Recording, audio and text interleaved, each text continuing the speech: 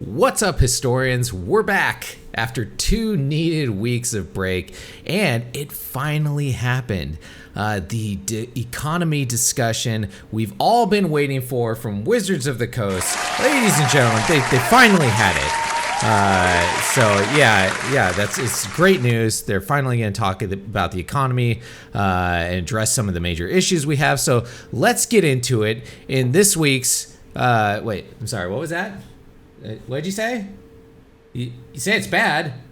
It's bad news? Of course it's bad news. Son of a bitch episode of Mana Rant.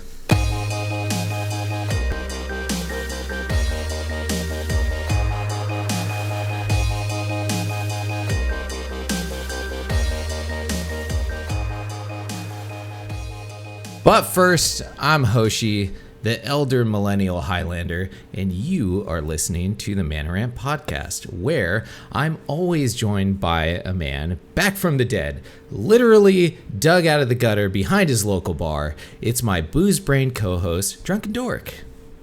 What is up, everyone? It's good to be back.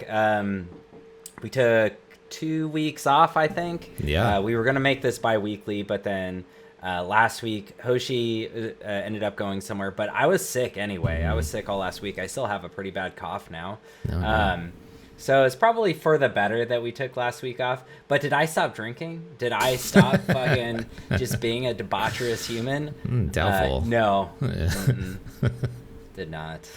Well, that's good to hear. I wouldn't want you to deviate or anything. No, I know, right? God forbid. You know, it's crazy, too, because... dig into this a little bit. I have been gaining weight recently, like a lot more, like it's been noticeably more and more. And so I started doing intermittent fasting again, which works really well for me generally. Yeah. Nope, not at all. I've been gaining even more weight while I'm doing intermittent fasting. That's interesting. So your body is giving up is what you're saying. I think so. I'm pretty sure it's just a ridiculous, grotesque amount of beer that I drink. That and like my schedule changed, so I'm on like a regular 9 to 5 day shift schedule, Monday through Friday. So every day I get home, I'm like, I'm gonna fucking I work out first, and then I'm like, I'm gonna reward myself with 30 fucking beers. I do the same thing. Nice, dude. Well, that brings us to our other co-host, Apollo, who is he's moving. He is real. He's a real person. I know there's some people that have like joined the servers and stuff and are like met him on Discord and they're like, oh, you're real. You're not. I thought it was just a running joke on the podcast. So he might be a weird joke. I know. We are weird, so I could see us. It's not too far out there. So he's moving apparently pretty soon. So the long-awaited day when he comes back it's still probably far off. So. Oh my God, yeah. I mean, we were both like last week. You're like, oh, I'm going to Miami, so I can't do the podcast this weekend. And like I thought maybe Apollo would chime in and be like, oh, I'm sitting at home drinking beer, like I can join in. But I'll do it. No, that text never came. That's true. A text 10 hours later, he was hammered and he was talking about like hoes or something. I don't know what he was saying. Yeah, that sounds like him.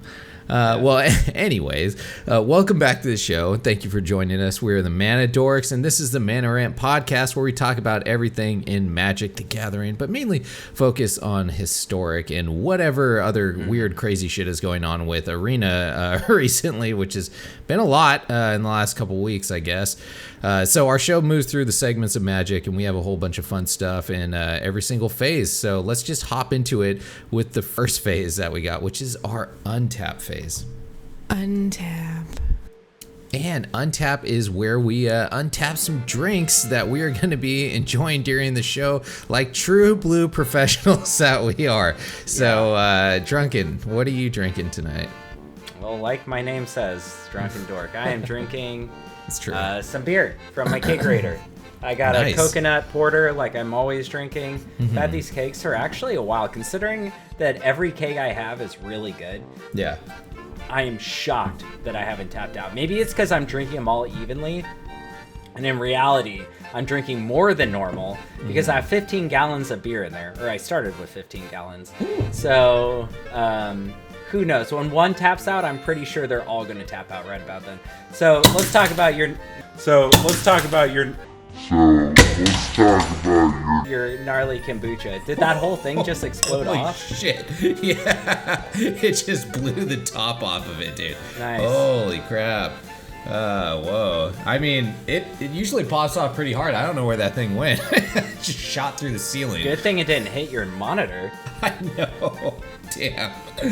That was intense. Yeah, so this is my homemade hard kombucha that I've been getting much better at.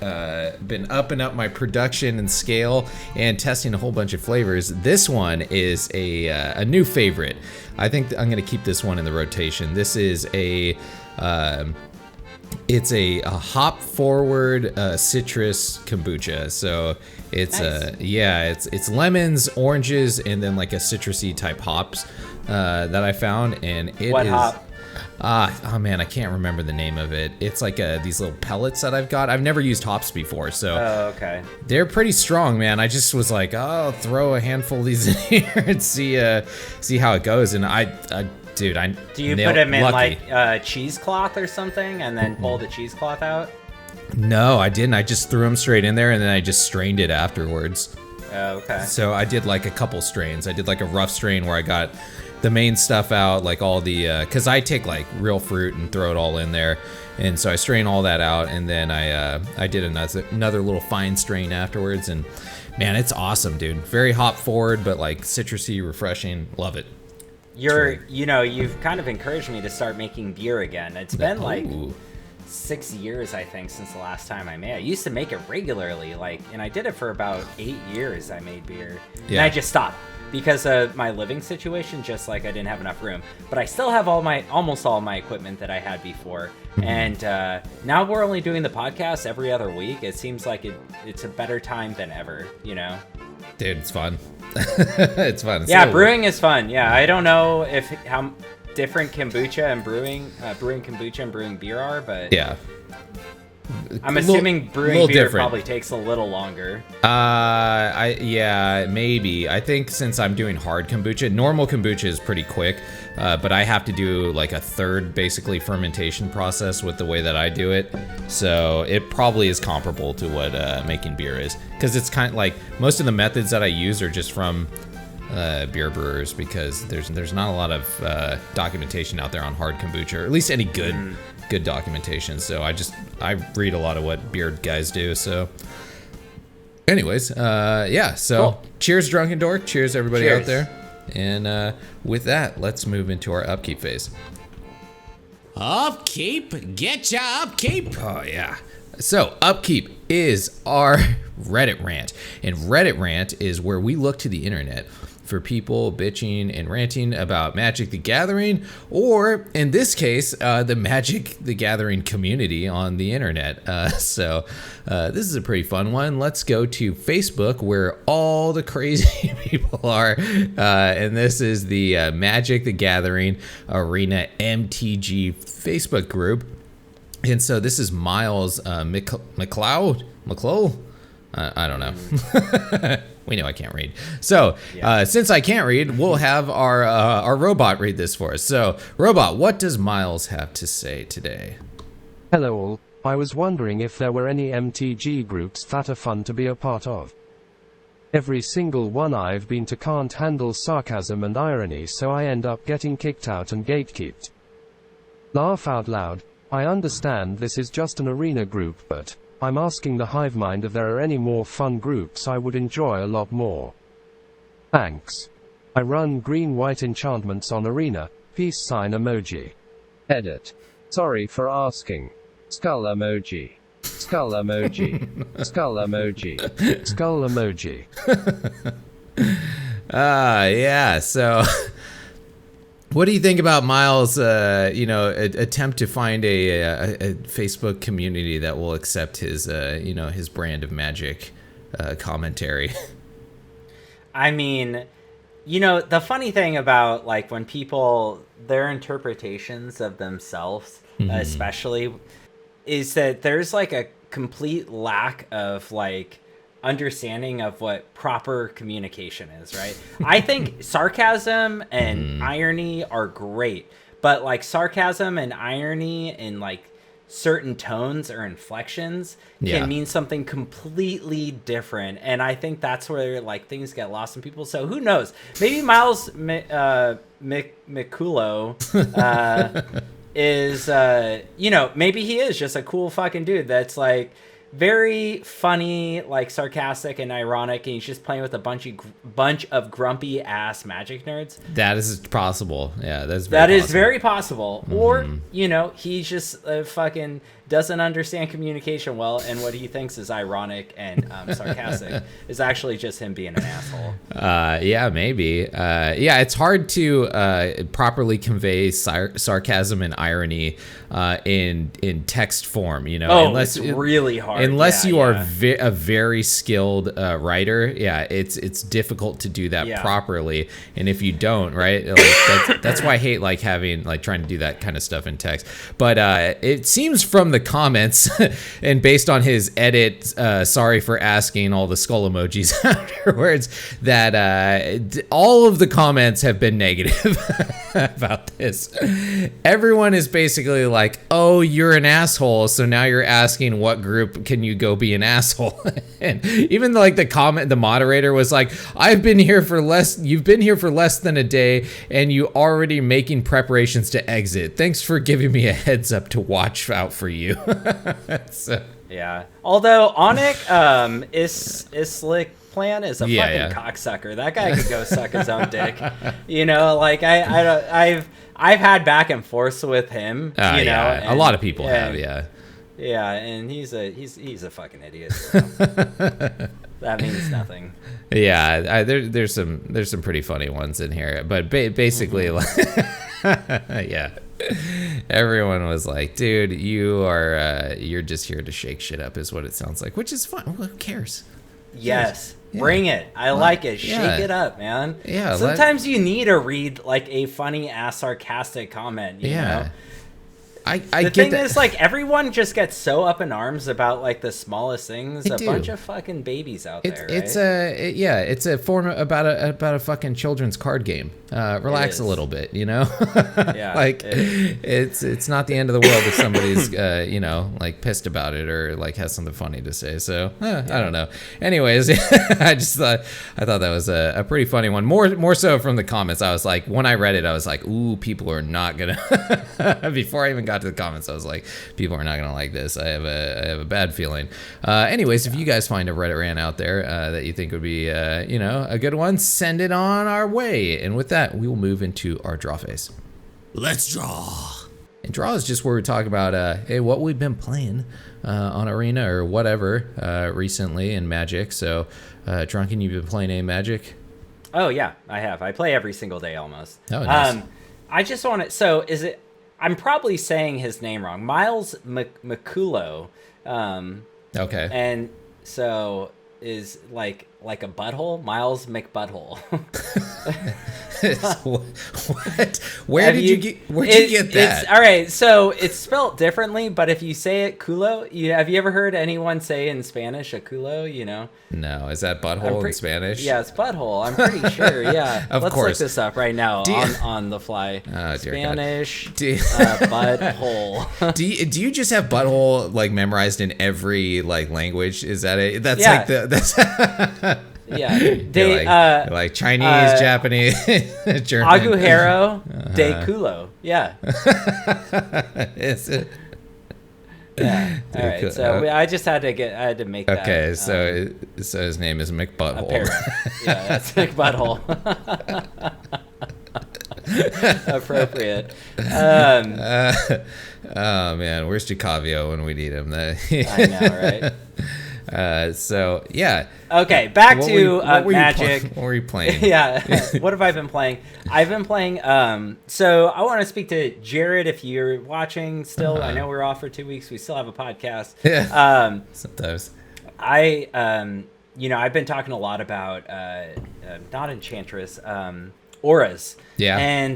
And I'm still playing auras, or I was still playing auras up until a point. Me too. Jared made a deck, green-white version of my Bant version, and I started playing it, and like it felt really good in the beginning, but then like my win-loss ratio kind of evened out, and then my win-loss ratio like totally it tanked. Like I probably have a 30 or 40% win rate with that deck, which is ouch.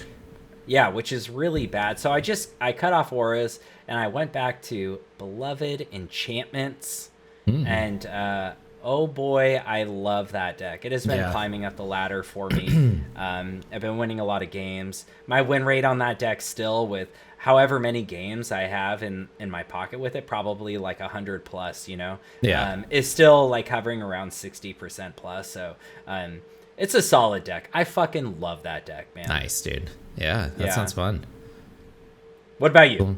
Yeah, so I've been playing sporadically. Mainly it's like on my phone or something. I've been super busy the last couple weeks, so I have not gotten a lot of time to like sit down on the computer and like make decks or do anything like that. So I have 3 main decks that I am really like enjoying right now, and that's the Selesnya enchantments, like you were just talking about. My version of that I'm running. I don't know what the one that you're talking about is like, but I'd like to take a look at it. And then the Fires of Jeskai Fires of Invention with the flying Yorion, the Yorion version of it, and the 75 card version. Yeah, and that one's great. I love that deck. It's a lot of fun to play. It does well. And then the Grease Fang Reanimator deck. So what I basically do is I play like 2 games with each of those decks, and I just go through and I play one, whichever one sounds fun to me, and then like if I win or lose, whatever, I go to the next deck after that, and then I go to the next deck, and I instead of just playing the same deck over and over again, which like I'll start to see like Arena will like start to shape the opponents that I play against, like it just it's nice because I'm seeing different decks all the time while I'm playing these, and so I feel like I'm getting way more of like a fun experience just doing that. And so I've been doing that a lot recently, and I actually really enjoy that. And I suggest if any of you guys out there have like multiple decks, which if you do, congratulations, you're doing well in life. Apparently, if you can afford that, right? On Arena. Yeah. We'll talk about it later, but yeah, you're right. Yeah. So I suggest doing that. It's fun, and it makes me less frustrated with the game when I do that, because I feel like the algorithm isn't like fucking me as much, when I'm doing that. So I've really liked that. So I think I'm gonna continue to do that for now on. Just make get some decks that I enjoy to play, and then just rotate through them. Yeah. So that sounds like a good idea. Yeah. The only thing is like when I play, I like to only play one deck, because even though like I've played enchantments a million times, I played auras a million times, I played Reanimator a million times, but like the first couple times I play the deck, I'm like, oh yeah, it has this card in it. Like I just forget. Like my short term or long term or whatever term memory is going away as I drink more beer and get older. So true. Like my I have to get used to the deck at first. That's why I like to play one deck at a time for an extended amount of time. I get that. I kind of like the thrill of like the like, wait, what card do I have in here to like save me in this situation? Yeah, I kind of like that. It keeps the game more keeps me on my toes a little bit more, makes it a little more thought engaging, I guess, instead of like if it's the same deck that I know, because then I'll just be like, that's when the downtime really starts to get to me.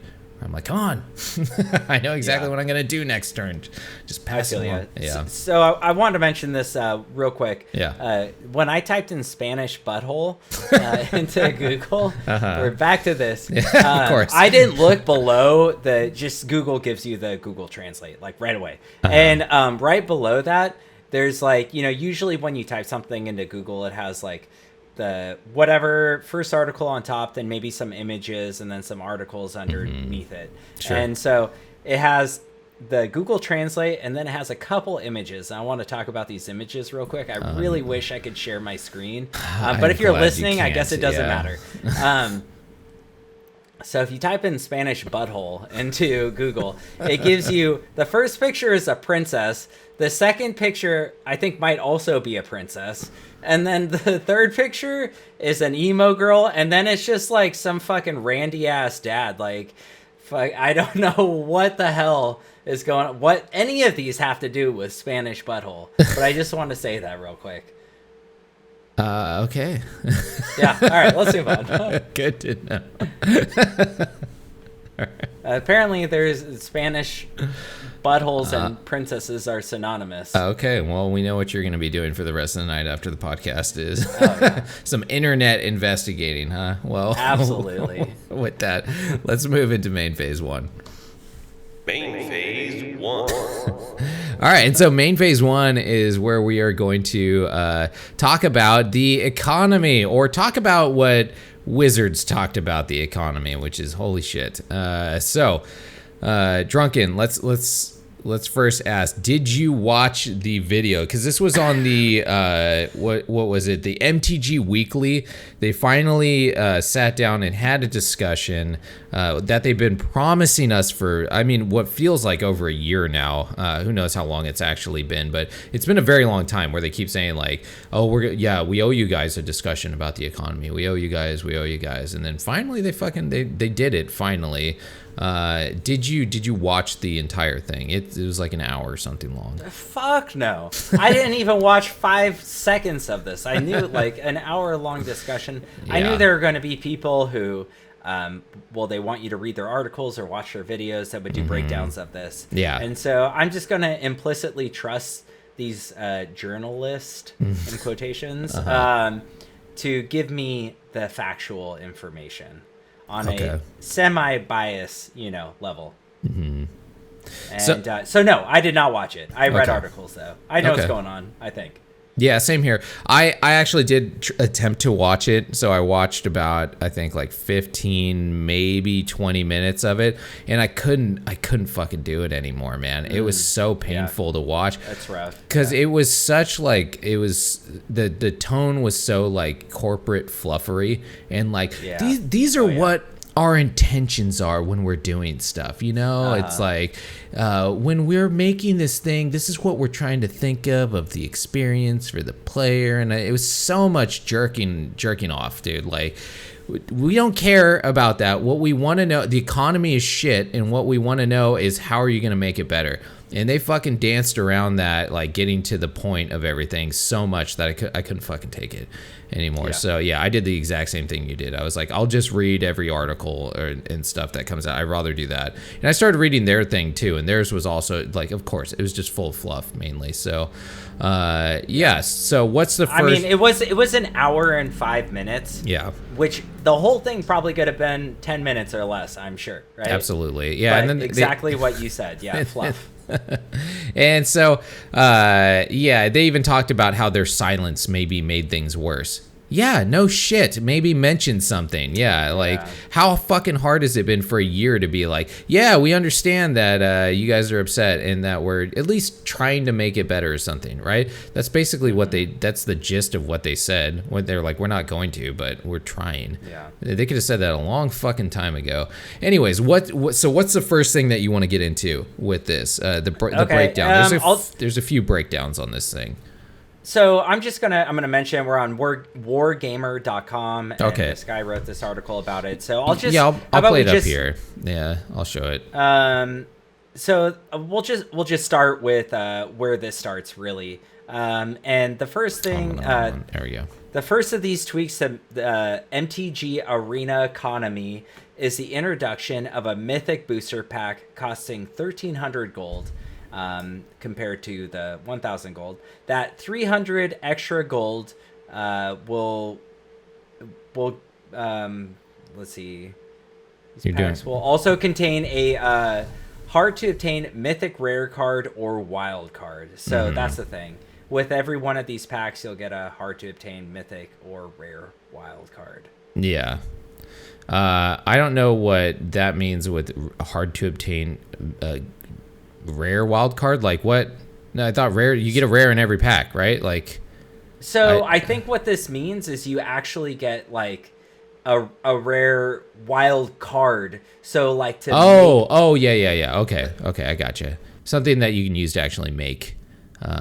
That's right. Because I know they were saying that you were going to be able to buy actual wild cards, but from what I saw, it was you had to spend $50 to do it. Well, we'll get into that, but yeah. So this is another way right here. Is according to this article, is that you spend the extra 300 gold, you get a rare or mythic wild card. Okay, I like that. Yeah. That's good. That's actually I think it is a good thing. I don't have a problem with this. I don't know how they're gonna roll this out with like the 50 packs when the set comes out or bundles or anything like that. But this seems good. I'm pretty sure this is going to be single purchase packs. This is the highlight. This is absolutely the highlight of this entire thing. It is. It is the highlight for sure. Yeah. So why don't you get into the second thing since you already mentioned it? Okay. So the second thing is going to be... Unless you have something else to say. No. So the second thing was going to be the $50 booster. Is that what you're talking about?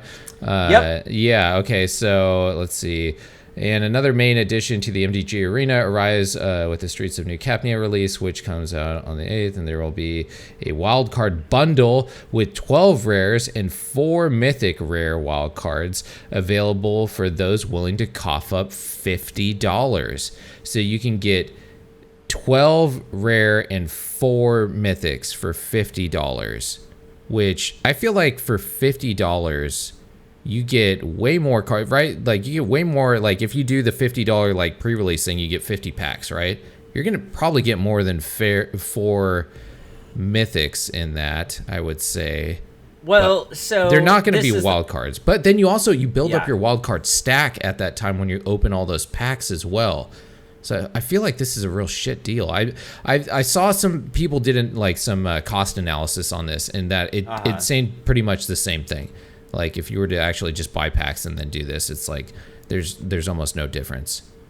Yeah, so this, I think there's good and bad to this. Yeah, for us, for players that have been playing a long time, so pretty much, well, since before the game.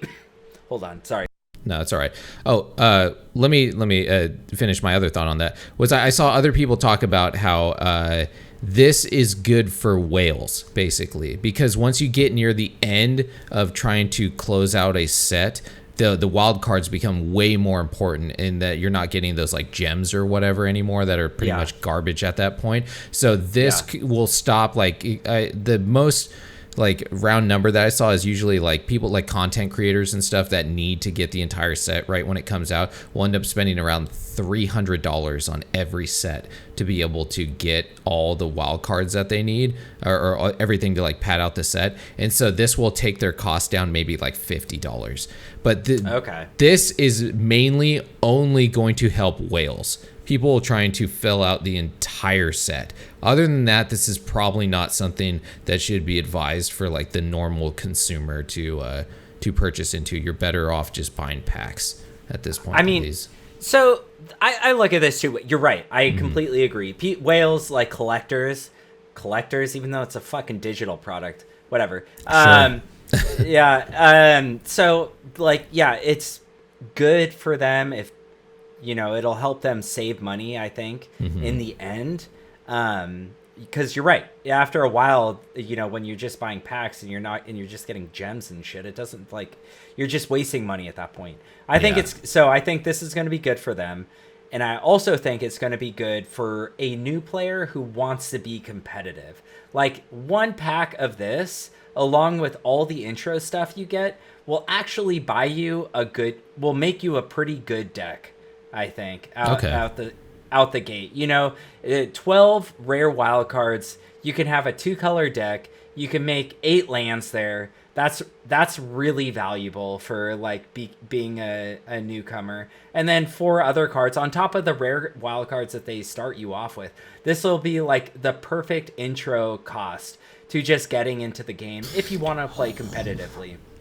So I think it's going to be really good for those people. Now, for people like me and you, this is just trash. Yeah. You know, this will be great for Apollo. It'll feed his hunger in Magic, you know. I'm sure he'll buy like 3 of these, and he doesn't even need them because he never plays. So that's true. Yeah. So I'm not. I think this is like very fucking minor. The help of this one though, like this is not what we're looking for when we're talking about like, you know, helping us out. What we need is a reduction in the actual cost of packs. You know, that's what we really need. We need better value. They're fucking digital cards. We're not even getting a solid product that we can like resell or feel or do anything with, right? We'll get into that. Yeah. I mean, what we need is something we're going to talk about later. Yeah. I mean, but I think that the main thing is just like they need to cost less so that more people can get into the fucking game. Like this is still like you need to spend a lot to be able to like pull off like a decent set, and that bar needs to come down a little bit, you know, to be able to get more people like reasonably into this game. $300 for one fucking set is insane. That's so much money to spend on a video game, you know. I think like now if you're talking about spending on like Magic cards, sure, right, you can do stuff with those, right? You can resell those or whatever. $300 for just fucking digital non-transferable assets is insane. I think that's so much. Like, it's wild, dude. That's more than like Elden Ring and all these other games that are coming out. That's like buying like 5-6 copies of Elden Ring, which is like AAA studio like amazing game, you know.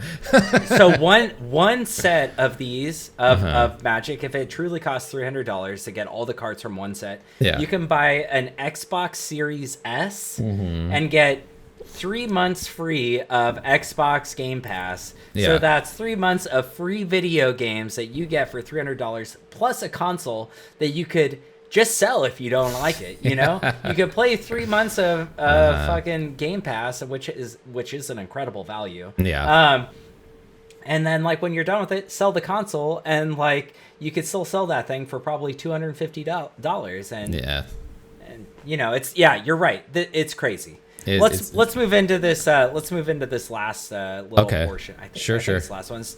So, notably, the possibility of a dusting system. Yeah, this is another big thing. Yeah. Whereby old, unwanted cards could be broken down and used to create new ones has been a popular notion among Arena fans for years. The idea was brought up on the live stream, which is crazy that they even brought this up, but there's a reason why. But ultimately entirely dismissed. And it says, in quotations, MTG Arena is built on the belief that players keep the cards they open and earn. Wizards explained. So what? I heard the other thing that they were talking about is that it's feel bad to destroy Magic cards, right? Like they don't want to promote the destruction of Magic cards. Which is what? You know, it's not like you're tearing up a paper fucking card that you have, right? It's digital nothingness, right? It's not a real card, man. Like you know what feels bad is opening the same card like for the 10th time that you've already opened, in that you get nothing out of that. You can't resell it or anything. What feels bad is not being able to make a actual deck for a decent amount of money. That's what feels bad. No, I want to ask a poll, like, or anyone out there, throw us a comment. Do you agree with this? Do you think it feels bad to dust a card? I will go out on a limb here and say no Arena player who does not work for Wizards of the Coast fucking thinks that. That like seems like an asinine notion to me, especially if it's a popular thing that people have been asking for a long time. Which this came from Hearthstone, which is another shit economy game. But Hearthstone, which has a terrible economy, let you do this. That's where the dusting. I mean, they do it. Runeterra does it. Eternal does it. Like all the top digital card games, they have it. I don't know about the Witcher card game, but I'm sure it does. Maybe, you know, like all these card games do it because they want you to like come back. The thing that Wizards of the Coast has is they have the best game, right? They have the best card game there is. It's true. And they have enough players where they know they don't have to do this. So they can just stinge all their money, and they're owned by Hasbro, which are just a bunch of greedy, cocksuckers. Yeah, absolutely. So this was super disappointing that they shot this down, which I am not surprised about at all. I don't know why. That's fucking ridiculous. I don't know why they would do that, but anything else that you saw in here? I had a couple other things from one of the articles. So the mythic packs were cool. Selling wild cards. Also, they're doing that now. Yeah, of course, we can't sell our own wild cards or anything. They improved rewards for constructed events, which is that's something you need to win a lot to get. So once again, these are usually people that probably already have a lot of cards. So not helping the average like new player in any way, I feel there. This did sound interesting. Being able to test cards before you buy them. So like you can make theoretical decks and play against Sparky with them. This is not confirmed. This was something that someone like asked about, and they thought it was a cool concept, but it is not confirmed at all. This is something that they're throwing around the idea of like letting you test out decks before you actually go about crafting them. And I think this is a great idea, actually. What do you think? Yeah, sounds cool. That'd be great if they did that. Every once in a while, they have like an event where you can do this, where you can just like make whatever and then go into the event and play with it. And those are cool. I like when they do that. And then they talked about a non-rotating format. So Pioneer Basic, Pioneer Light or something might be coming, where they're not going to have the digital cards in there, because I think they're getting the message that a lot of people do not like the Alchemy cards. They are definitely not getting the response from Alchemy that they thought they were going to get. So I think now they're pivoting towards this of like people want to play a format that they could play in paper. And so maybe they'll start dropping Alchemy a little bit more and focus on this, which is what everybody has been asking for the longest fucking time. Well, yeah, I think the big thing is people don't like their historic cards getting fucked with. Yeah, exactly. Having more cards in the format, I don't think is necessarily a bad thing, but getting the cards messed with is the bad thing, right? Yeah. Like just because it affects Alchemy, it shouldn't affect historic. Like none of this really bothers me. None of these cards were like ones where I was like, oh man, it's really gonna ruin my deck. Yeah. But like the fact that it's happening, like historic is supposed to be like this non-rotating format, right? Mm-hmm. But it isn't rotating, but it's getting fucked with. Yeah. Unnecessarily. Yeah, I liked the historic anthologies, and it seems like they've done away with those completely. Like they're not doing those anymore. And I thought those were fun. They injected weird cards into the set where they didn't have to do like digital stuff that pisses people off. I don't think anyone was really mad about historic anthologies. Some people weren't enthused by them. But they didn't seem to have the like visceral reaction that Alchemy has because of all the other bullshit that comes with Alchemy. No, I think people enjoy historic anthology. Yeah, absolutely. I think that's a good thing. I think people like that a lot more than Alchemy cards for sure. Absolutely.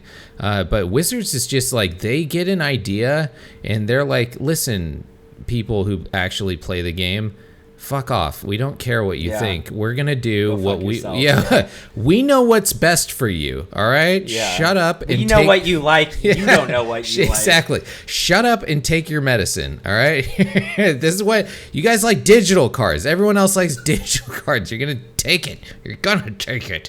At least that's what it feels like. So at least they're listening because, probably because people aren't playing Alchemy. That's what my guess is here, is that they're giving us this now because Alchemy is not doing as well as they thought it was going to. So they're probably... So how often do you play Alchemy? Never anymore. It's never. It's only me either. It's I don't historic. ever play it anymore. Yeah, at first I was playing it a little bit, and then now I the appeal of it, like the like kind of whatever nuance of it, where I was like, oh, this is kind of neat, then it's gone. It's gone now. Like there was like 3 decks.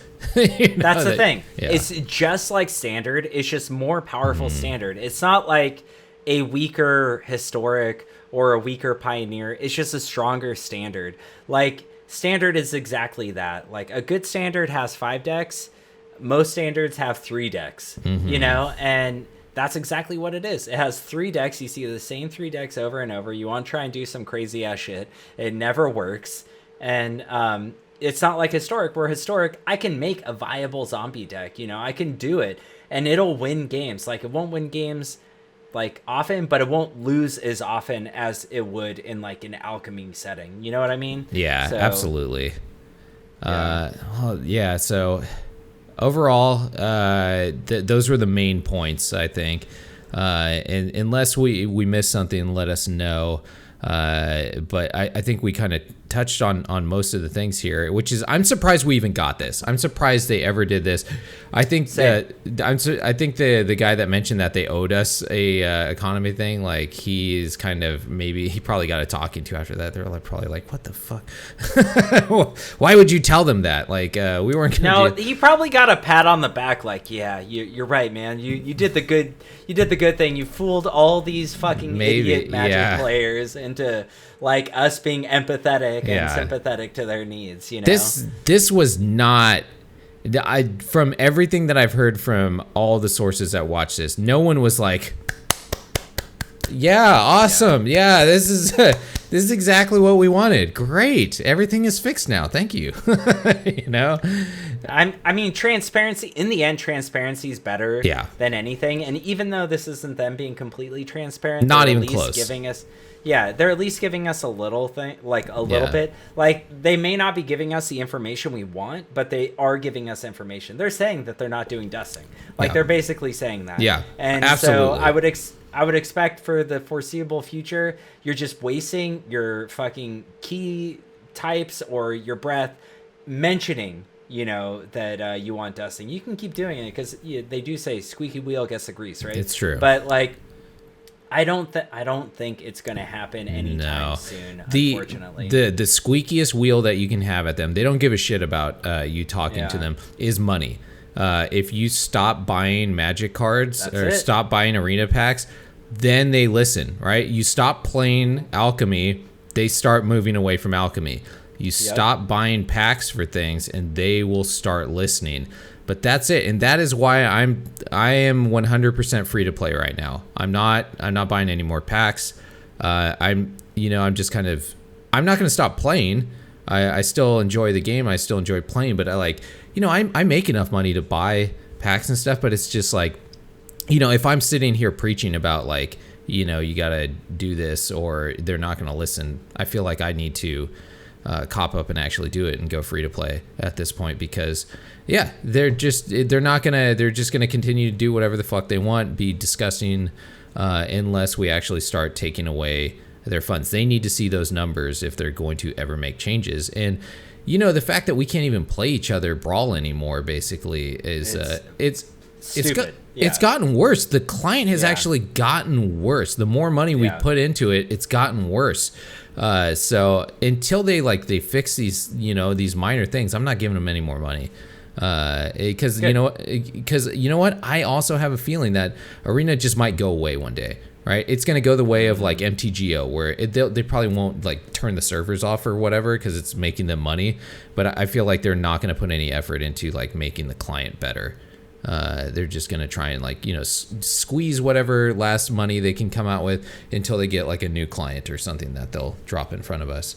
And then all the money that we spent in the arena economy will stay there and it won't transfer over, just like how MTGO couldn't transfer to this, So that's my doom and gloom kind of. Yeah, that's very dark theory about it. It's dark, but I wouldn't doubt that I'm right. So. I mean, I'm always doubting that you're ever right. That's true. That is true. But they have a historical precedence of this, so just kind of going off history. History tends to repeat itself. Except at least in MTGO you can sell your shit. I mean, MTGO is still it's still going. It still is, It's still a thing. They still update it with every set. They update the cards. That's about it. They definitely don't update. It runs like a piece of shit. I played it relatively recently, past couple of months, and I hate it. Yeah, it's awful. It's always been awful. It's always been really, really bad. Exactly. How hard it would be for them to fix it, but they don't want that. They want you to move to the arena. They want to push you over here. Where you can't, sell stuff or be happy, so. Yeah. Well, right. That was it. That was the economy thing. So that was, It's exactly what I thought. There's our Reddit rant. Yeah, it's exactly what I thought was going to happen, unfortunately.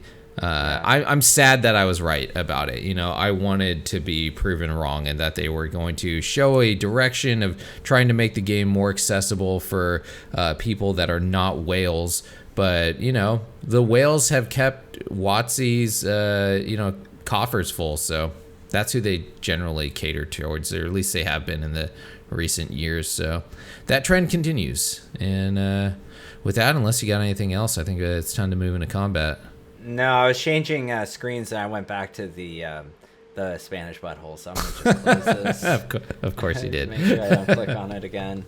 All right. Well, with that, we'll move into combat. Dorkish combat! And combat is our horseshit card game that's hosted by Drunken Dork. So take it away. What is up, everyone? So this is a horseshit card game. This is a game that I make up and fucking change the rules every week. And this week is no different. We're going back to like one of the original settings where I'm just gonna name 5 cards. 4 of them, you have the blurred and unblurred, right? I sure do. Yeah, I got them. Okay. So 4 of them are from our beloved historic format, and one of them isn't. The thing about this is they're all commons. They're all fucking garbage cards. They're only cards you're ever going to see unless you draft, which Hoshi doesn't do a whole lot of drafting. Very rare, yeah. I'm confident that I'm going to win this one. Okay, all right, well. All right. Let's start off. You ready? I'm ready. So the first one is Act of Heroism. It is 1 and white for an instant. It says, untap target creature. It gets +2/+2 until end of turn and can block an additional creature this turn. Okay. The second one is Ledev Guardian. It is 3 and a white for a creature human knight. It has Convoke, and it is a 2/4. The third one is Disposal Mummy. It is 2 and a white for a creature zombie jackal. It says when Disposal Mummy enters the battlefield, exile target card from an opponent's graveyard. And it is a 2/3. Then we have Pegasus Courser. It is a creature Pegasus with flying. Whenever Pegasus Courser attacks, another target attacking creature gains flying until end of turn. And it is a 1/3. And then finally, we have Einok Bondkin. It is 1 and a white, and it has Outlast, 1 and a white. Each creature you control with a +1/+1 counter on it has First Strike, and it is a 2/1. Oh man, we do have a couple Outlast cards. I forget how we got those. Because I know those are from like cons, I believe. But I know we do have some Outlast stuff. Maybe it came in with one of the sets or not. Shit, I don't know. So I'm kind of in between the Jackal and that last one. Yeah, these are all bad. They're all very, very bad. Yeah, none of them are great. No, they're all bad. The Knight also sounds pretty. The only 2 that I'm pretty decently confident on is the first one where you untap something, and the Pegasus. I think that sounds familiar. The other 3 very spotty on. I'm gonna go with the Outlast guy, I feel like, because I don't know, maybe he came in on like a what is it, the Historic Anthology or something? Not the Anthology, the other one that we get every once in a while that's pretty fun, the where you put the 2 packs together. Jumpstart, yeah, I think maybe he came in Jumpstart, but I'm gonna go with that one. Yeah, I'm gonna go with that one. Final answer. Final answer, you fucking idiot. You got it wrong this week. God damn it. So what's your second guess? Okay, let me take a look at them. Oh man, the Act of Heroism doesn't look familiar at all. That and the Disposal Mummy, those 2, like the art on the Act of Heroism doesn't look familiar. And neither does Disposal Mummy. So I guess the Disposal Mummy, that one. No, also not it. No, okay. Was it the Act of Heroism? It is the Act of Heroism. Shit. Yeah. All right.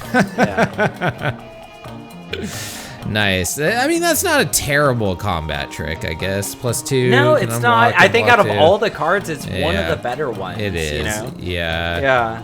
The so it was from cons. Okay, the dog soldier thing. Yeah, that's pretty. That one's not the worst, I guess. I don't know. They're all shit. Damn it! Damn it! I lost. Ah! I feel like is this what Apollo feels like all the time? Is this? Well, no, because Apollo never plays it. That's true. But when he did play, this is what he must have felt like. This is probably what he felt like. Yeah, I don't like it. I don't care for it one bit. Yeah, good job, man. Good job. You win. I lost. Yeah, shut up, Tom Cruise. And I hope you guys did better than I did out there. That was a tough one. Good job, dude. And with that, let's move into main phase 2. Main phase 2. And main phase 2 is where we're going to go over the new Alchemy cards that came out, and if we think any of them are actually worth the shit, because it's been I don't know. I haven't really heard what people have thought about this set very much, but from what I've seen, it has not been very super well received. What the hell happened to my? All right, my display is being weird, but sure, whatever. There we go. So what do you think about these cards? First, let's go over the white ones. Did you think any of them were decent in white? I mean, the Inchblade Companion sounded a little cool, but ultimately, I don't know. I honestly, I'm going to say from the get-go, like, I don't think any of these cards seem particularly good. Okay. There's like 2 cards that I kind of like. And so for white, Inchblade I was kind of okay on, and the Fragment Reality. Yeah. Those are the only 2 that, like, really stood out to me. Yeah, the Fragment Reality is it's like Chaos Warp, basically. I like it. That one seems very interesting. That one seems pretty powerful, but could also like go wrong. There's definitely some possibility of not Tybalt's trickery level, because it has to be less, which I think they fixed it with that. I like that aspect of it. And the Inchblade seemed interesting, but I don't think it's going to see any play. So with Fragment Reality, like, you exile target, I mean, I'll just read it. It's one white mana for an instant. It says exile target non-token artifact, creature, or enchantment. Its controller puts a random creature card with lesser mana value from their library onto the battlefield tapped. So, like, I think this will work well in a sideboard. If you're playing best of 3. Do they get to pick it, or is it just random? It doesn't say random. Oh, is it? Yeah, okay. It says random. Yeah. Oh, okay. But it also has to be lesser mana value. So so for example, like if you're playing against enchantments or control, like exiling an enchantment or an artifact from one of those style of decks, they're not going to have anything in their hand that's a creature. No. You know, that's the thing. They have to have a creature. So I think it works well in those situations. So in best of 3, I see this being used, but that's it.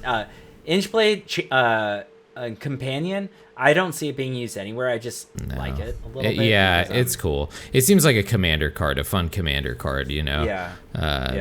Yeah, and then the Moth Rider Cavalry is probably the only other one that's interesting, because it could be a 2-drop Lord with flying, but I still don't think it's that good. Like flying with and it's even other creatures, so it doesn't even get it. So I for a mythic, that's a weak mythic. I feel like. Yeah, I agree. And if it's a so 4-drop, White, what do you give bad. it? 1 through 5, 5 being the best, 1 being the worst. What do you give White Alchemy cards? I give it a 2, I guess. Yeah, with Fragment Reality being interesting, but still not playable. I don't think so. I'm gonna go with 2. Yeah, I'm gonna go with 2 as well. Yeah. Same. Okay. Let's go to blue next then. Okay. Did you have anything in blue that you thought was cool or interesting?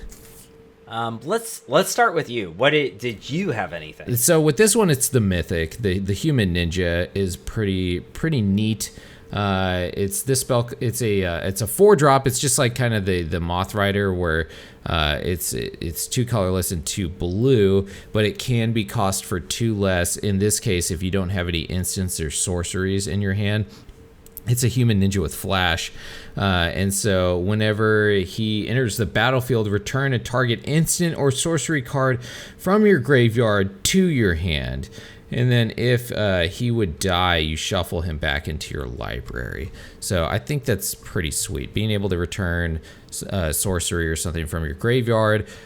You can get maybe a cheaty mana cost with him too if you don't have any instants or sorceries in your hand, so you can drop him for 2. He gets the ETB, so it's not even on combat damage, which a lot of ninjas, their effects, happen upon dealing damage to a player. So I do think this one is kind of like a Snapcaster Magi type of effect with him, because he's got flash. So I think this one is neat. I think it's like insanely powerful. No, but I do like it, and I like ninjas. And so like when they print a cool ninja like this, I'm on board. I like it. I like this one. That's about it in blue. The other ones are like, eh. What about you? I think out of all of them, I probably like that one the most. But once again, I'm not going to reiterate everything you said. I think it's just okay. Yeah, absolutely. It'd be fun in like a ninja deck. I don't know where else you would play it unless you're playing like a heavy spells deck, and then it's probably not even that good in there. So, all right, next let's go to black. In black we have basically the same amount of cards, right? So what do you think? Any good cards in black? So I mean, there are cards that I like here. Like when I originally looked at it, consuming Oni, I kind of enjoyed this. It reminded me of Desecration Demon. Type of card, which I liked a lot. Like, I know that's not a great card, but I liked it when it was in standard. A 6 mana 4/4 is pretty powerful. Yeah, flying with menace. Yeah, those are good stats. Yeah, it has evasion. Yeah, it's good. So, I like that one. I don't think it's really that playable, unfortunately, because still 4 mana is a lot for a creature that can't even attack until the next turn. And on your end step, it's screwed. It's so I like the demon flavor of it too, where you get the bargain of it. It's very black flavorful, and I really do enjoy that about this card, where you at your end step, a random non-land card in your hand permanently gains. When you cast a spell, you lose 3 life. So that's interesting. I like it. And then also, I do like Soul Servitude. I know this card is complete garbage, but I like it. It looks cool. It just seems like a lot of fun to play. It's not going to make any impact in Historic.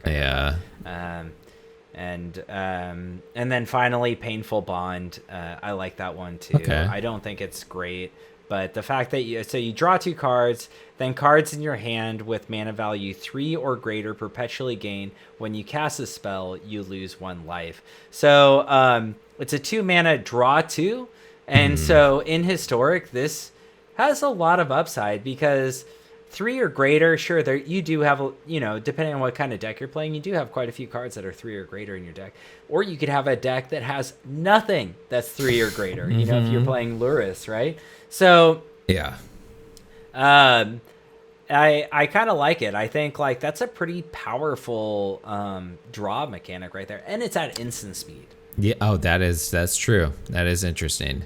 That's not. Yeah. That's a good point. I like that. It's not as bad as I thought it was when you mentioned that. Okay, cool. So what about you? Swarm Saboteur. Once again, the ninja. Ninja nerd. I know exactly. I absolutely am. This one's good. It's not great. All right, it's not great, but it's decent. You get it's got a 2. It's a 2-drop. It's a 2/1 with Death Touch and Ninjutsu for the same price. But whenever it deals combat damage to a player, you get a Virus Beetle in your hand. And it's basically one of those discard rat cards. It's a 1/1 that enters the battlefield and causes your opponent to discard a card. So it conjures one of those into your hand whenever. And it has Death Touch.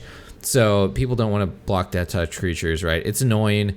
It gets you value when it deals damage. It's got death touch, it's got ninjutsu. I like it. It's, once again, this is one where I would be like, what do I take out to put this in? But if you're playing like a discard type strategy, I feel like this is also an interesting card for, maybe some type of discard deck. But yeah. So speaking of discard, then what do you think of Undercity Plunder? I think so. Target opponent discards a card, then they may discard an additional card. If they don't, conjure a duplicate of a random card from their library into your hand. It perpetually gains. You may spend mana as though it were mana of any color to cast the spell. This is one of like those like I'm playing your deck type strategies, which I think those are fun. Those are definitely fun. Blue-black, yeah. Blue-black has like a lot of cards that work in like synergies like this. Like it's true. I could totally see myself playing a fun ass blue-black deck and just playing this and punishing my opponent, either making them discard 2 cards because they're a bad player, or getting something fun out of their deck. I think it's kind of cool. The RNG with this, not so cool, but. Well, the good part about it is a lot of discard problems with discard deck is once your opponent is like just top decking, then you have a bunch of discard. Like Thoughtseize doesn't do shit if your opponent doesn't have any cards in their hand, So Underworld Plunder, right? You're gonna get rid of their card. If they don't have a card to get rid of, then you get to conjure something out of their deck, which is it turns a worthless discard card into something actually useful. So yeah, it's a good card for a discard deck, I feel like. But that's the only place I would play this thing most likely. But I do like it. It's interesting. Cool. So what do you think about black? Is black any good? I give black a 3 to. I'll give it a 3. I'm gonna give it a 3. Yeah, I agree. 3 sounds about right. Yeah. All right, let's move to red. Anything you like in red? So I actually think red's one of the stronger ones. Really? Yeah, I do. I think Molten Impact is a pretty cool card. Okay. Molten Impact, 1 in a red for a sorcery. Molten Impact deals 4 damage to target creature or planeswalker. If excess damage was dealt this way, when you cast your next instant or sorcery spell, Molten Impact deals damage equal to the excess to target creature or planeswalker. Mm-hmm. So I think this goes good in like a big red style deck, where it has more deal damage to the creatures rather than your opponent type of stuff. Yeah. So I think that works there. Do you like this? I think that's cool. I was thinking it was good in one of the burn type strategy decks, where you use something like the untap fire guy that where when you cast a spell you untap them and then it could deal damage to you. That's also like in a burn type deck. Yeah, it goes well in that. But that's about it. I'm not a huge fan of it. Then another one is Bellows Breath Ogre, 2 in a red for an artifact creature ogre shaman. Starting intensity 1. So this is a new mechanic. It's a new mechanic. Whenever Bellows Breath Ogre attacks, it deals damage equal to its intensity to any target, then perpetually increase its intensity by 1. So it's a 3/3. So when it attacks for 3 mana, I think this goes good in like a Gruul style deck. Yeah. It automatically pings any target for 1 damage. Next turn, any target for 2 damage. Mm-hmm. To me, that seems pretty strong. Like, I know it's 3 mana, it's pretty high on the curve, but if you're playing it in a Gruul, you have like Land of War Elves and stuff like that. Like 3 mana, 4 mana, 5 mana isn't so unobtainable in those style decks. Yeah, that's true. I'm not a huge fan of this one. I do like the intensity mechanic though. I think that's a cool mechanic. Any other ones that caught your eye? I'm not a big fan of the Phoenix. The rare I think is not great. The mythic, I don't think it's great the mythic. At all right, so I'm gonna say one more. Junkyard Scrapper. Okay.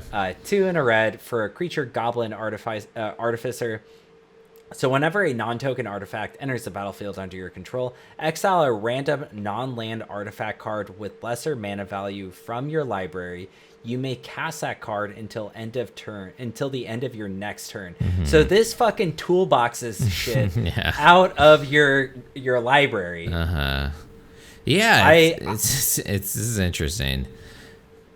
The problem is it doesn't do shit when it first comes down. It's a 3/3, you know, so you're just hoping this thing doesn't die so that you can do this toolbox. But if you can get it off, it's it can do something when it enters, because you can play it and then you can play a Ornithopter right after. Yeah, that's true. And then you can exile something if you already have something out, and then you can grab something else, you know, like I think this card is interesting. I don't think it's good, and I think as like more cards come out, this card may start looking more and more interesting. Yeah, it's definitely a jank card, which I like about it. Yeah. The beetle is interesting too. Once again, an artifact. You know, where was it at the beginning of your upkeep, a random artifact card in your hand perpetually gains. This spell costs 1 less to cast, and it's a it's an equipment that has first strike, and it's one of these weird like creature first strike equipment things. So I think this is interesting in a like equipment deck, because you're going to have other equipments in there, and those are artifacts, so it can make those cost less to be able to cast those. Is it great? No. It's not great. Equipment cards rarely are. But I like it. I think it's cool, but I don't think it's super playable. So what do you give red? I give red. I'd like to go on a 10-point scale with this almost, because I give it like a 2.5. It's better than white, worse than black. Yeah. I agree. It's a 2 to 3, I think. I agree. Yeah, it's not as good as black. Yeah. All right, cool. Well, let's go to green then next. So what do you think about green? Any good cards in here? My favorite card out of all these cards is in green. Yeah, okay. And that is Kami of Bamboo Groves. Okay. It is an uncommon, so you can easily make this card. Yeah. Is 1 green mana for an enchantment creature spirit. Of course, I love this card. It's an enchantment. Of course. And so when Kami of Bamboo Groves enters the battlefield, you may put a land card from your hand onto the battlefield tapped. That's strong. Yeah. For a 1-drop, yeah. For a 1-drop. And then that's not it. It has channel 2 and a green, so this cannot be countered unless it gets stifled. Yep. Discard Kami of Bamboo Groves, conjure 2 cards named Forest into your hand. So you can double mana fix with this card. Yep. I think this is I really do like this card. I give this card like an A+ out of all the cards, and it is a 1/1, which isn't super significant, but like it has a lot packed on here for a 1 mana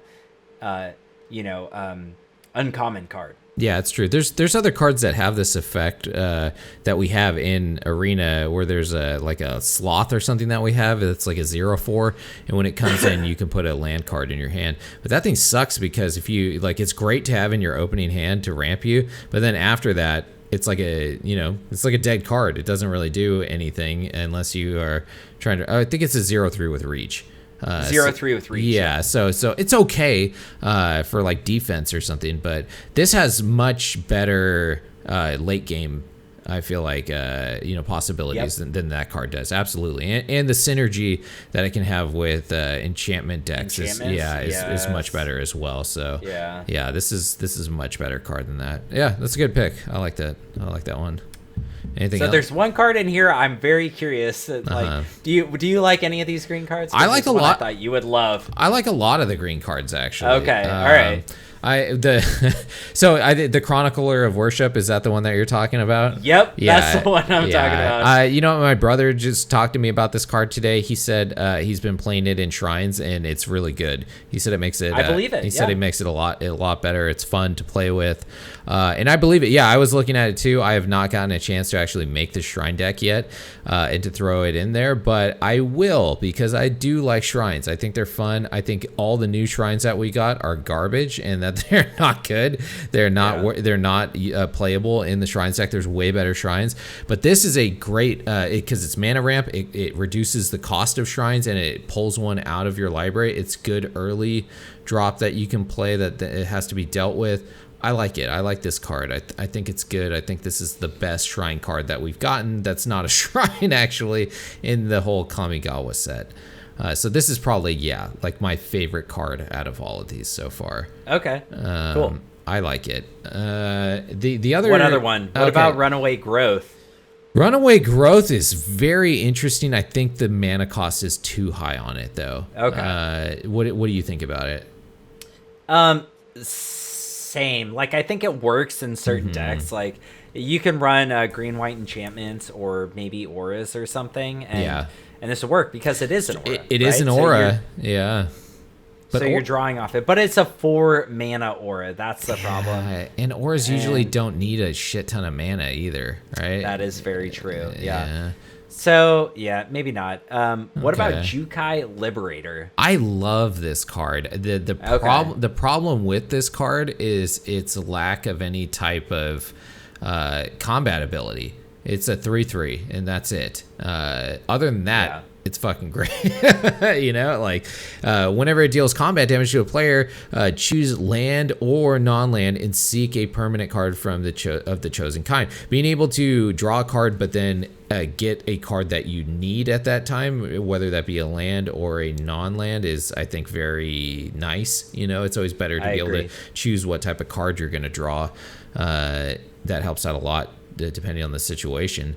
And so I like that. I just wish it had like evasion or death touch or something to make it more punishing to block. The ninjutsu is nice, so you can get in there one time at least, but after that, who knows. So it's I mean, 2 mana, 3 power, 3 toughness is good. Yes. At the cost of obviously bringing something back to your hand. But sometimes that's very beneficial, right? Like, sometimes putting something back in your hand can be beneficial. If it's got an ETB or something, absolutely. Yeah. And then seeking, a land or a non-land is also good. I actually do like this card. I played like whatever Alchemy Midweek Madness thing they did with these cards. And I really enjoyed this. Out of all the cards I played with, I enjoyed this one the most. Nice. It seems cool. But those decks... those decks were kind of weak, so it's kind of hard to judge.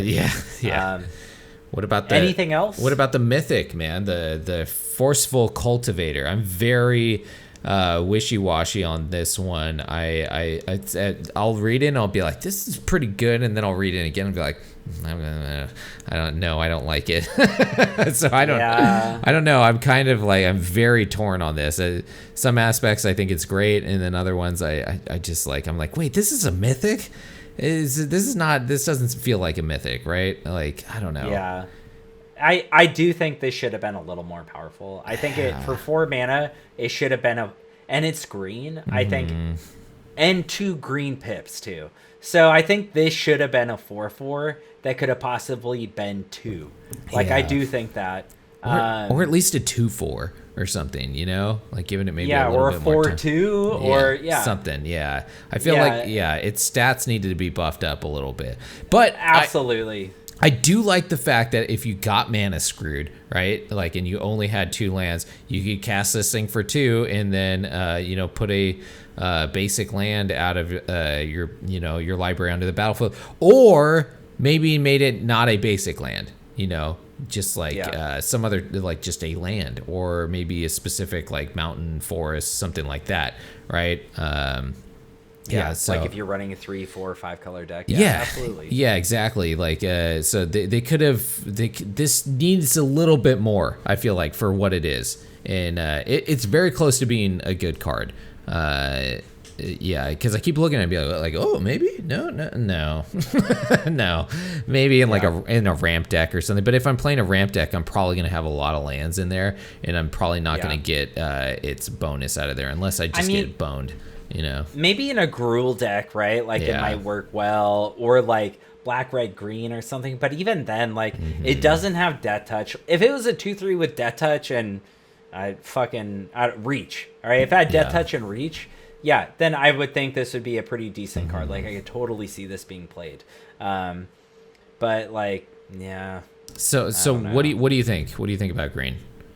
So I give green a 3 or 4, honestly. I think that there's a couple cards in here that, well, to me, there's just one card that stands out so well.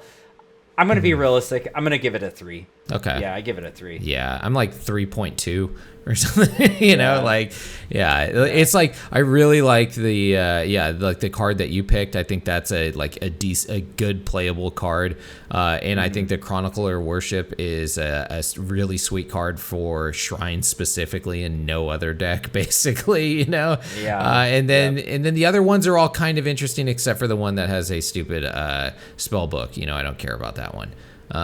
So. Yeah, and then we have one last card, the Imperial Blade Master, which is a red and white samurai. It's a 2/2 with double strike, which is pretty dope. And then whenever a samurai or warrior you control attacks, you draft a card out of its spell book. What do you think about this one? This card's cool. Yeah.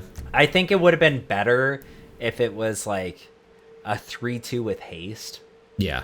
Or something, you know, because then you're immediately drafting, right? If you're able to go to the combat phase. Yeah. But if you have another samurai or warrior on the battlefield, you'll still get that draft. From it. So the fact that it has double strike though makes it such a lightning rod. Absolutely. You know. Absolutely. Yeah. This thing is a lightning bolt. Absolutely. Yeah. That like I think something a little more unassuming like haste or haste. That's the only thing I think that could make it better. Haste that's a 3/2. Like I think that I think I like it better that way. So my major gripe with this one is the spellbook sucks. There's no like awesome bomb in there where you're like, shit, I'm gonna get that if I play this. Like there's nothing that like is like I'm like, okay, cool, it's just another card in my hand that I can play, which is nice, but it's not making me really want to play this card. So I'm unconvinced about this one, unfortunately, because I think this had potential. I think this had fun Boros potential, which I love Boros, and you know you do. And I just am not digging it. Oh well, that was the Alchemy card. So what do you give it overall? So wait, red white. What do you give red white? Man, this is the 2. This is a 2 for sure. I give it a 1. Okay, a 1. All right. All right. So the whole thing overall, yeah. I give it a 2. Yeah, a 2 for sure. This thing is for my feeling of like, do I need to crack these packs? No. Do I need to buy these packs? No, I'm not going to spend my coin on these. Will I? I did. Will I? I did for 1, and I got the stupid Red Phoenix thing. I was like, what the fuck is this? So what I will do though is I will probably craft the Chronicle Worshipper, and then maybe the Kami of Bamboo Groves. That one's pretty good too. And then other than that, I don't see any of these that I really is screaming at me to play.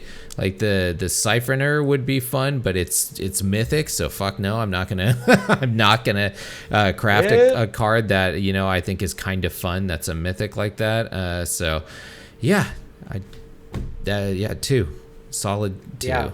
That's a 2 in the toilet. Or 1. A number 2 in the toilet. Or a 1. If there's basically one rare that I want to draft out of the thing that I'm committing to drafting, I'm gonna give this thing actually a 1 overall. I mean, the uncommon, like I said, Kami is my favorite card. It's an uncommon, like that boosted. I think Painful Bond is actually good. It's decent. So I think that brings it up. Okay, 1.5.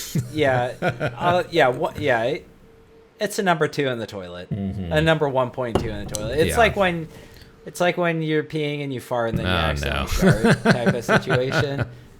You and your butthole haikus.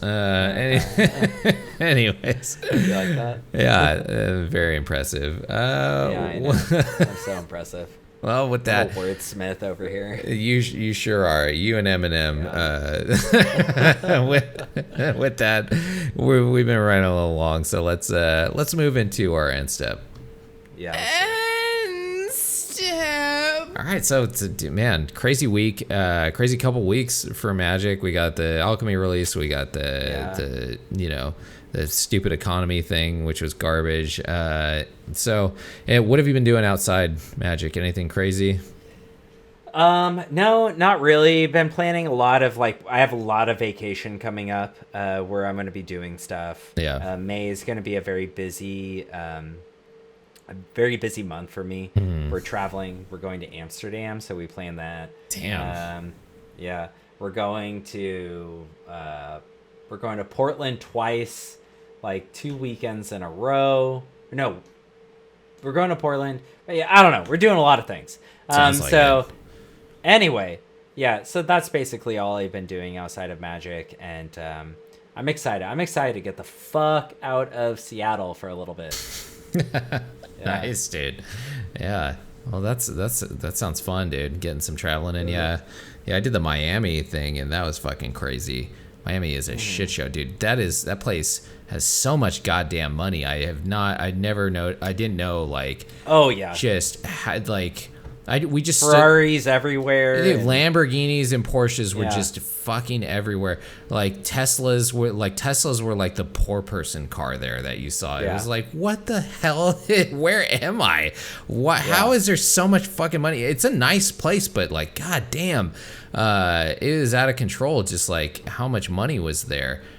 We just sat there and watched all these boats drive by and just. It was yachts it was just shit, it was just $1 million yachts just coming in and out of this bay over and over and over again. I was like, where the fuck am I right now? It's crazy. It's nuts, dude. It's like if you become a millionaire, I guess that's the fucking place to move or some shit. I mean, I personally really like Miami. I used to go there often. I liked it too. It's nice, but fuck, I don't think I could afford to live there. Me either. Yeah. Absolutely not. So yeah, that was fun. And then cool. I'm just busy doing all kinds of shit. I'm trying to go back to school right now to finish my degree as well. So that's gonna that's gonna suck up more of my time, because why the fuck not, right? I already have no time, free time. I mean, you have a GI Bill, might as well use it, right? Yeah, that's what I'm gonna do. Of course, that's gonna take forever because I have to negotiate with the government to get that. So. Yeah, fun stuff. That's what I've been doing. I've been up to my neck in paperwork trying to get admitted right now. So it's fun stuff. Fuck yeah. Yay. And with that, I guess once again, we're going long. Let's go into our cleanup. Cleanup is our social media promo stage where, we got a YouTube where we're going to put this on, and we also are going to be on all the podcast stuff. We have a Discord, which is great. And then we have a Twitch, but we're not streaming on Twitch right now, actually. No, we don't. Yeah, we're not going to be doing Twitch, I don't think, ever again unless something changes. Yeah, it's too difficult, and we screw up too much because we suck at doing this. As much of a wordsmith as I am, yeah, I screw up every once in a while, very rarely. Yeah, it's way less pressure to not do it on Twitch, because we are not full-time professional streamers and anything like this. So the amount of screw ups that we do is a lot. So just not having it on there is it's so much better for us. Agreed. At least in our mental health. So I'm sorry for you guys that like to watch us on Twitch, but yeah, maybe we can upload it on there. I don't know. But yeah. Okay, I guess not. That's how Twitch works. Okay. Is that how it works? How's the internet work? I don't know, this crazy internet thing. So anyways, with that, let's just move into discard. Discard phase. Drink them up, boys. And discard's the final stage of our phase of our show where we're going to finish our drinks that we've been enjoying tonight. So, and any final words, Drunken? Anything left to say? thanks for watching. Thanks for listening. Sorry we've been off for so long.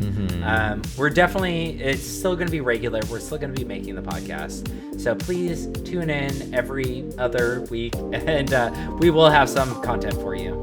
Yeah, absolutely. And yeah, we're a little rambly today, but yeah, that's just because it was good to catch up with each other and you guys and the content and everything. So thanks for watching, and we'll see you back here next time on Mana Rant. Cheers, everybody. Cheers. All of it. Ooh, I see that sediment. It's like a nice clump of cum going down your throat. I know what sediment feels like. What color is your cum? This shit is brown, dude. Isn't everyone's cum brown? That's not normal? I keep telling you, you need to see a doctor. You need to see a medical professional. I mean, you say it's not normal, but you're not a doctor yourself, so what do you know? That's not true. In this house, I am the house doctor. That's what I tell my girlfriend all the time. I'm the house doctor. I feel very bad for your girlfriend. Shh, don't tell her. She thinks she's got it good, so. Jamie, get out while you still can. Shut up. All right, end it. I'm ending it.